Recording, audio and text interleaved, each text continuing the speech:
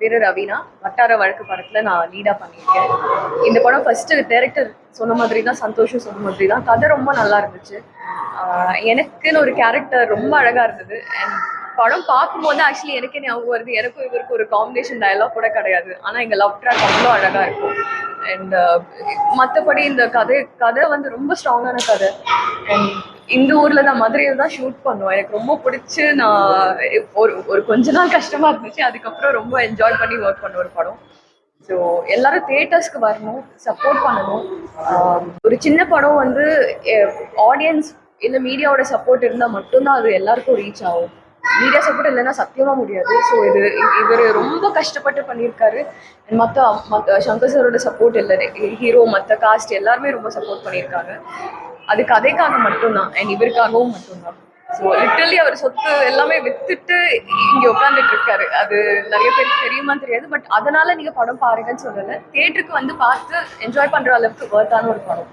So தயவு செஞ்சு தியேட்டர்ஸ்க்கு வந்து சப்போர்ட் பண்ணுங்க. மேடம், நீங்க இப்போ முதல் கிராமிய படம் நடத்திருக்கீங்க. ஃபர்ஸ்ட் பேர் மாமன்னன் பண்ணிருக்காங்க. இதுதான் ஃபர்ஸ்ட் முன்னாடி பண்ணேன். இப்போ பண்ணிருக்கீங்க. மதுரை பேஸ் எடுத்தேன்னு சொல்றீங்களா? மதுரை அந்த ஸ்லாங் உங்களுக்கு எப்படி இருந்துச்சு?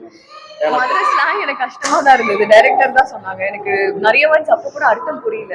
ஸோ இவர் எக்ஸ்பிளைன் பண்ணி அது எங்கெங்க எப்படி பேசணும்னு சொல்லி கொடுத்ததுனால தான் எனக்கு இன்னும் ஈஸியா இருந்துச்சு. ப்ளஸ் இது வந்து ஒரு படம் பண்ணோம், ஷார்ட் அப்போ வந்து கேரவன் உட்காருறது, ஷார்ட் மட்டும் வந்து நடிக்கிறது அப்படி கிடையாது. நான் ஃபுல் அண்ட் ஃபுல் அந்த கிராமத்துல தான் இருந்தேன். அந்த லேடிஸை பார்த்து அப்சர்வ் பண்ணேன்.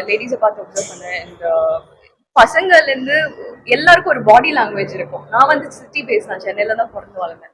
எனக்கு ஐடியாவே கிடையாது, சுத்தமா ஐடியா கிடையாது. ஆனா இவங்க படம் பார்த்துட்டு இப்போ சொல்லும் போது வந்து எனக்கு ரொம்ப சந்தோஷமா இருக்கும். ஓகே, இவங்கள ஒரு பொண்ணா நான் வாழ்ந்திருக்கேன் அந்த படத்துல அப்படின்னு இருக்கும்போது I'm so happy about it. முழுக்க டைரக்டர் கைடன்ஸ் தான். டப்பிங் ஆர்டிஸ்டா என்ட்ரி ஆகி செகண்ட் ரோல் ஆகி லீட் தக்க வைக்கிறதுக்கு என்ன பண்ண போறீங்க? நல்ல படங்கள் சூஸ் பண்ணணும், அவ்வளவுதான். ரொம்ப சிம்பிளான ஃபார்முலா தான். ஆனா அது வந்து சேர்றது நான் கரெக்டா சூஸ் பண்ணி பண்ணணும். டப்பிங் யார் கொடுக்குறாங்க? நானே தான்.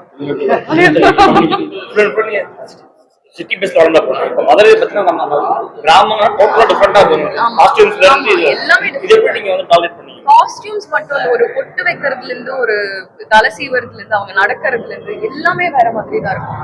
சிட்டில அதுவும் டப்பிங் பண்ணும் போதெல்லாம் நான் வந்து பாடி லாங்குவேஜே பெருசா இருக்காது. நான் பண்ண படங்கள்லயும் எதுவுமே ரொம்ப பாடி லாங்குவேஜ் இருக்காது. இது நிக்கும் போதே கை கட்டி நிக்கிறது, ஒரு ஆட்டம் ஆடுறது, பண்றது. ஸோ அது பீப்புள் அப்சர்வ் பண்ணி தான் எனக்கு நான் பண்ணேன். இவங்களோட ஃபேமிலிலேயே நிறைய பேர் நான் பார்த்தேன். லைக் சும்மா இருக்கும்போது அப்சர்வ் பண்ணிட்டு இருப்பேன். இவங்க சொன்னது ஃபாலோ பண்ணேன். அது அந்த சேஞ்ச் ஓவர் கொஞ்சம் டிஃபிகல்ட்டா தான் இருக்கும். செய்திகளை உடனுக்குடனும் துல்லியமாகவும் தெரிந்து கொள்ள சப்ஸ்கிரைப் பண்ணுங்க.